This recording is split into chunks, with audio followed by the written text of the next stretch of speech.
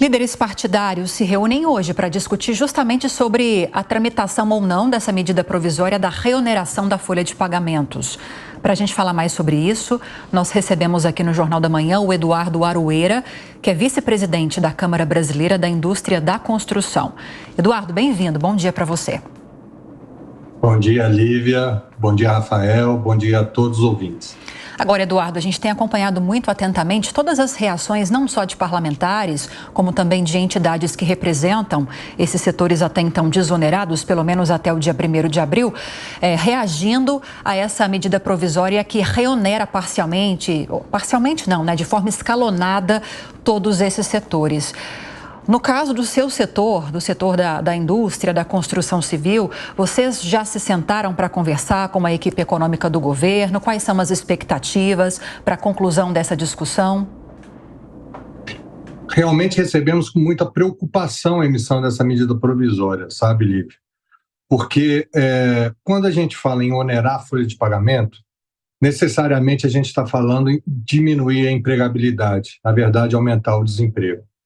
E o setor da construção, ele tem uma característica de ter uma cadeia longa. Então, se a gente fala de redução de emprego de obras, por exemplo, menos cimento serão comprados, menos aço será comprado. Quando a gente finaliza uma residência, por exemplo, a pessoa sempre compra cortina, sempre a pessoa compra móveis, ou seja, o prejuízo no setor da construção acaba acarretando prejuízo em toda a cadeia industrial.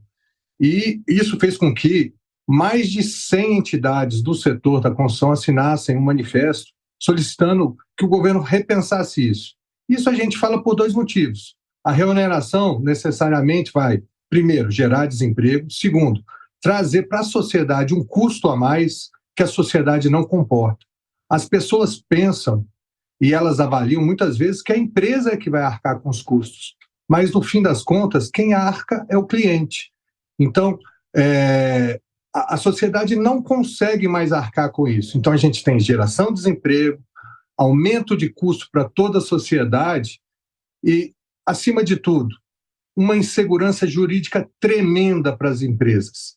Não fosse o aumento de custo em si, essa insegurança jurídica gerada, seja pela MP, ou pela uma ameaça de judicialização dela, isso por si só já inibe investimentos e pode prejudicar o desenvolvimento econômico do nosso país nesse ano 2024. Eduardo, a volta da cobrança de impostos, mesmo que paulatina, para o setor, significa o quê em volume de emprego? Em desistência de contratação, em demissão, em manutenção do quadro atual? Qual é a perspectiva de vocês com a desoneração mantida ou com a MP em vigor?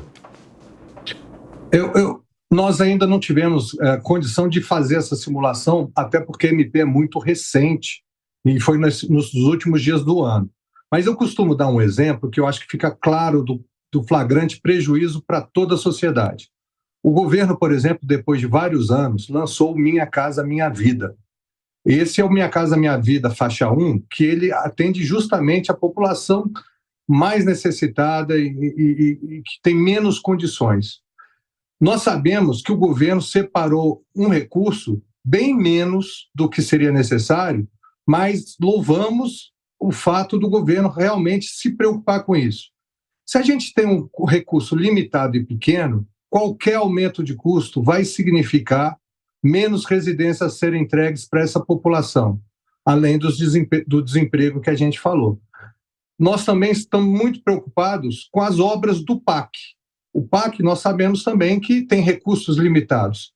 Então, toda vez que se onera, naturalmente, a quantidade de obras e, consequentemente, empregos e desenvolvimento econômico vai ser reduzido.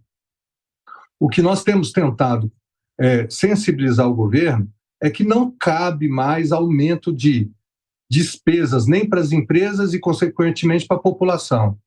Há um espaço muito grande para se tentar otimizar processos no governo, existem reformas a serem feitas que poderiam acertar essa questão a questão fiscal, e nós louvamos a vontade do governo de equacionar essa questão fiscal, mas na nossa opinião e na nossa visão, ela deve ser feita necessariamente pelo lado da despesa. A sociedade não suporta mais encargos. Nós sabemos que o Brasil tem encargos altíssimos e prestação de serviço realmente muito abaixo do que seria razoável pelo tanto de impostos e encargos pagos pelas empresas e pela sociedade. Agora, Eduardo, ao editar essa medida provisória, Fernando Haddad propõe a vinculação da concessão desse benefício para esses setores, ainda que de forma escalonada, que foi o que ele propôs, a comprovação por essas empresas, por esses setores, de que não está havendo demissões diante desse benefício, dessas isenções, ou então, pelo menos, que tenha havido novas contratações ao longo desse tempo. É importante que haja esse vínculo, que haja essa comprovação? Na verdade, primeiro, que essa comprovação é muito difícil de se fazer. O que a gente pode afirmar, por exemplo, só a construção, no ano passado, gerou mais de 120 mil empregos para o Brasil. Isso é muito positivo para toda a sociedade. Mas o componente de geração de emprego é muito difícil se afirmar que é uma questão de desoneração. O que nós podemos afirmar com certeza é que haverá um aumento de custo. E com certeza, por exemplo, podemos afirmar que os recursos, tanto para o PAC quanto para o Minha Casa Minha Vida, são determinados e pré-determinados. Então, com isso, aumentando o custo, menos residências serão construídas, menos viadutos serão construídos e menos empregos serão gerados. Então, a comprovação se dá simplesmente pelo fato dos recursos serem finitos. E, como o governo não tem como complementar esse aumento de custo, na verdade, isso acontece claramente nesses dois casos. Mas no mercado comum isso também acontece. Eu só citei o caso do Minha Casa Minha Vida e do PAC, porque fica mais fácil de comprovar o prejuízo na geração de emprego, porque o recurso é finito e determinado. Então, com um recurso, se temos, por exemplo, R$100 mil para construir, né, e se o custo era 10 mil, se ele passa a ser 20 mil, logicamente a gente vai construir menos produtos e, com isso, menos empregos serão gerados na nossa sociedade. Isso é uma conta fácil de se aferir, mas a conta precisa ainda não tivemos tempo de fazer as nossas contas, porque o nosso mercado é muito complexo e é no Brasil inteiro.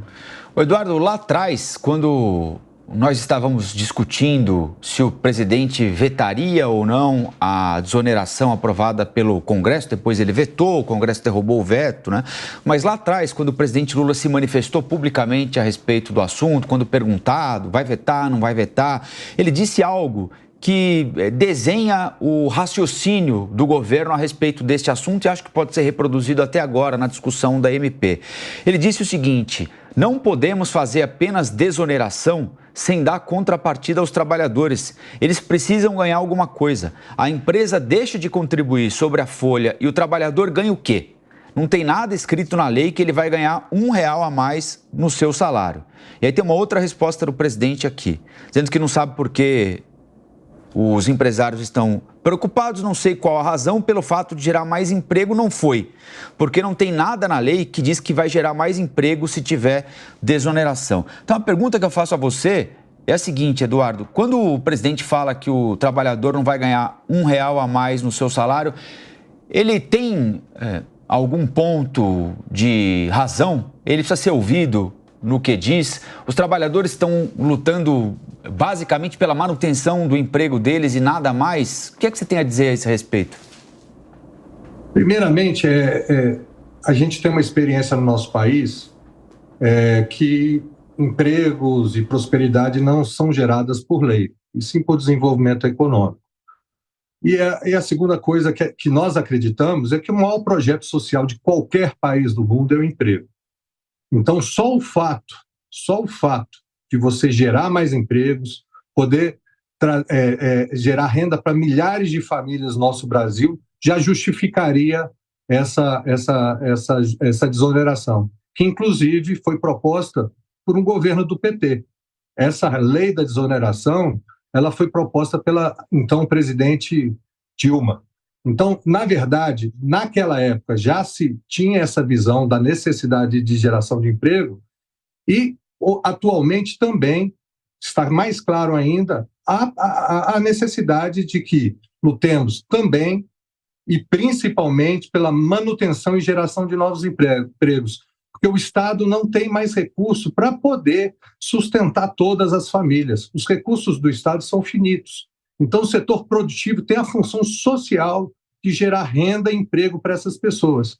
O aumento da oneração limita a capacitação do nosso setor de cumprir o nosso papel social, de geração de renda e de emprego.